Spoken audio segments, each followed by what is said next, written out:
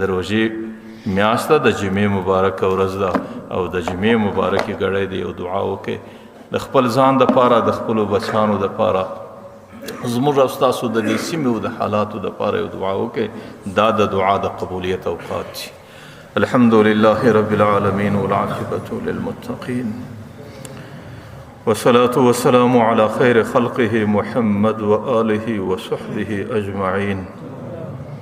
ربنا ظلمنا أنفسنا وإن لم تغفر لنا وترحمنا لنكونن من الخاسرين.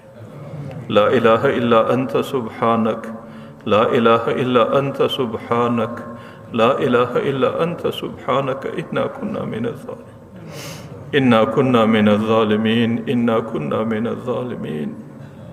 یا الله د روژې مبارک مازدیګر دی، یا الله د جمعې مبارک مازدیګر دی. یا الله ستا د پیغمبر قول موږ ته رارسېدلی دی چې د ګناه چې نن انسانان د جهنم څخه ازادي شي. خدایه موږ بد عمله یو، په خپله بد عملي اقرار کوو. خدایه زموږ ازادي د جهنم څخه وکړه. خدایه چې نن کوم لیست د اسمانو د عرش څخه راځي چې په هغې کې د ازاد سوو نمونه لیکلي، خدایه زموږ نمونه خدایه موږ معافي غواړو. خدایه موږ د ګناه مجرمان یو. خدایه موږ د خپل جرم اقرار کوو، انکار نه کوو. خدایه زموږ ازادي د جهنم څخه وکړه. خدایه زموږ د بچیانو ازادي د جهنم څخه وکړه.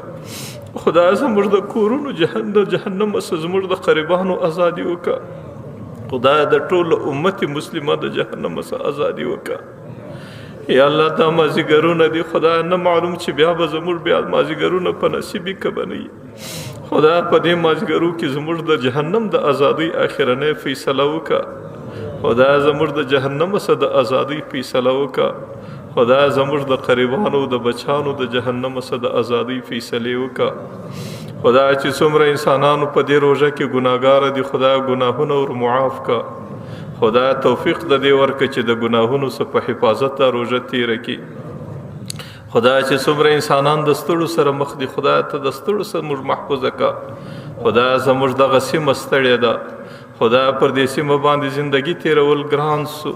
خدایه پر دې سیمه باندې موږ ته د سکون او د آرام زندگی راکړه. خدایه دا سیمه په نفرتونو بدله سو، خدایه ته محبتونه راوله. خدایه دا سیمه په جنگونو بدله سو، خدایه ته امن راوله. خدایه دا سیمه په ستړو بدله سو، خدایه ته هوسایي راوله. خدایه پر دې انسانانو د رزق لارې خلاصې کړه. خدایه پر دې انسانانو د امن لارې خلاصې کړه. خدایه دې انسانانو ته پر دې مځکه د سکون او د امن او د خوشحالۍ او د راحت زندگی ور نصیب کړه. چې څومره انسانان بیماران دي، الله بیمارانو ته شفا ورکړه. چې څومره انسانان مشکلات لري، خدایه مشکلات ختم کړه. چې څومره انسانان پریشان دي، خدایه پریشانی ور ختم کړه. چې څومره انسانان ضرورتونه او حاجتونه لري، خدایه ته د غیب څخه ورفره. چې څومره انسانان د قرضونو در بوج لاندې دي، خدایه قرضونه ور ادا کړه. چې څومره انسانان د غربت او مسکنت سره دي، خدایه رزقونه خلاص کړه.